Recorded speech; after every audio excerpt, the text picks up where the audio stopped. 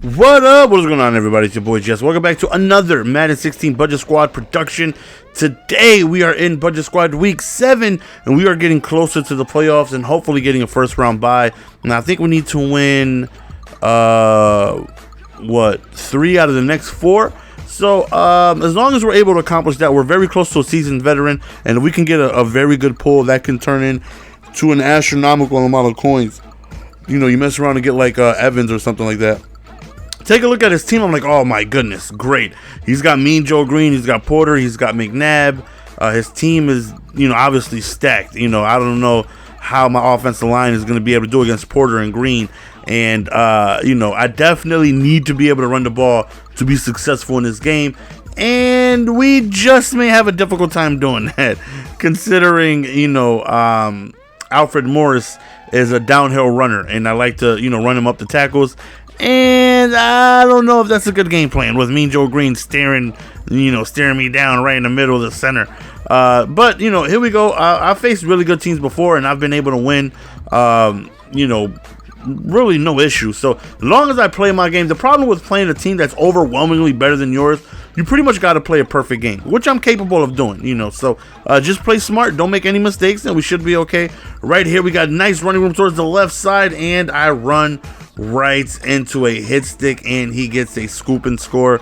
Not a very good way to start the game, and very, very frustrating to start off the game that way, to go on ahead and give him a score without seeing his offense fumbling on my first possession. You see he sent the blitz right there that came in. He sends the Mike Scrape 3 B gap every single play, which a lot of people do. So we got to keep that in mind as well. He's sending blitzes, so we got to avoid passing as much as possible, because even if I pick it up, he's gonna have block sheds where my offense line, it's okay, but it's not the greatest. So after that first down, 1st and 10, we go back to the run right here, and Morris gives us a good gain of 4.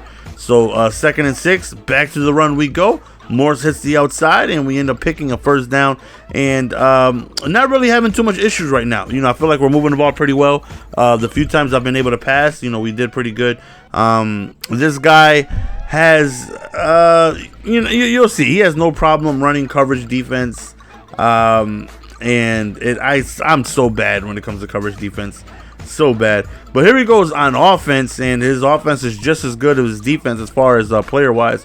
So right there, he decides to run the ball and picks up a very big gain right there with 91 Freeman. Clowney ends up getting a stop in the backfield. 2nd and 12 underneath, and good amount of yards, makes it a manageable 3rd and 6 situation. Goes over towards the left, and we drop that. So 4th and 6, the same way he sent the blitz, we send the blitz of our own. If you send blitzes at us, we're definitely going to try our best to send ours towards you. 2nd and 2 right here, we end up running, and we end up getting the first down. So again, got to be wary of the Mike Scrape 3 that he's sending. Majority of the time, I like to run towards the left to get away from it. Right there, we dropped the pass, and that right there would have been a crucial first down. We go to the toss play over there towards the left side, and sometimes that definitely works out in your favor. If you attack the blitzing side, I usually like to run away from it, but if they can hold their blocks and you can attack the blitzing side, then there's a lot of running room on that side, because ordinarily, the side they're blitzing from has it's usually stacked on that side, and if you can go on ahead and have the blocks picked up and reach the second level, there's nobody there. So nice score from us. So 7-14, he does get ball at halftime, so we can stop him from scoring here. That would be clutch right here. He rolls out with McNabb and just throws it out of bounds, didn't have too much of anything open. 2nd and 12 right here, we get a block shed, and hey, I'll take getting lucky, believe me. 3rd and 19, he just tosses it up, and oh my goodness, you want to talk about frustrations. It's like, we played good defense the entire drive, and he just chucks it up, and then he gets the first down, and I'm just like, you got to be kidding me. Freeman bounces off a guy, and he scores, and then he decides to go for 2, and I'm like, oh great, he's one of these type of guys. So you best believe I'm frustrated as almighty hell. Nothing like playing good you see he's rushing 2 right here, coverage defense, and that's something I struggle with. And we get another fumble twice in the same game. fumbles happen for us. They happened against us like last game. If you guys seen, I forced a fumble on kickoff return, and that was definitely big. This game seems like the fumbles are going against me. He's gotten 2 extra possessions, and he ends up settling for a field goal. So being able to come back from those are difficult. Interceptions, those I can put on me. Bad read, or somebody jumps a route. That's completely my fault. But fumbles is very difficult to deal with. And he gets the ball at halftime, so it's not looking good for us. It's really not. We got to make a stop here, or at least hold him to a field goal at the minimum. So right here, he decides to roll out, throw off his back foot. Had somebody open, but his momentum taking him backwards. He forces an incomplete throw. And right here, breaks the tackle, and thankfully we end up getting him down.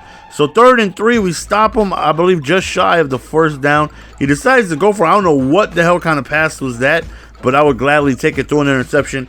And here is something very crucial. We're running the ball, right? Besides that one fumble, we're running pretty good on him. He's not really having too much success stopping us from running the ball. And this is just, my mindset right here. We end up throwing the ball, and we throw a pick. Now, he comes out in quarter 3 deep, and he came out in cover 2 sink. He's been doing that the past few plays. And we run Z-spot. Right play. That play will beat that defense. But the problem is, I should have known better, is that the end zone is towards his back. And instead of the deep safety or the cornerback continuing to go back to go on ahead and cover the streak, since the end zone is behind him, he'll come forward and play underneath. And I should have known that. I don't know what I was thinking. Just a very stupid play call by me. I'm dominating him on the run. We have an opportunity to take the lead, and then I do that. I don't know. I blame it on being tired and not in the right mind frame. No, tired had nothing to do with that. I was tired the game before, but winning, coming back 21-0, I can definitely say we ended up, waking up from that game. Right there, he plays coverage defense, and I just make a flat-out horrible throw. He comes out in Wildcat, and he ends up scoring right there. And I'm just like, and literally just one decision completely had the game from going in our favor to completely out of hand. One decision. What made me throw the ball instead of going on ahead and running, since I was running the ball so well against him?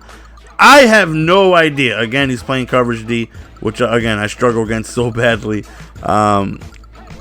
I dislike when people do it, not because it's not like, oh, you shouldn't do it. You got to do what you got to do to win.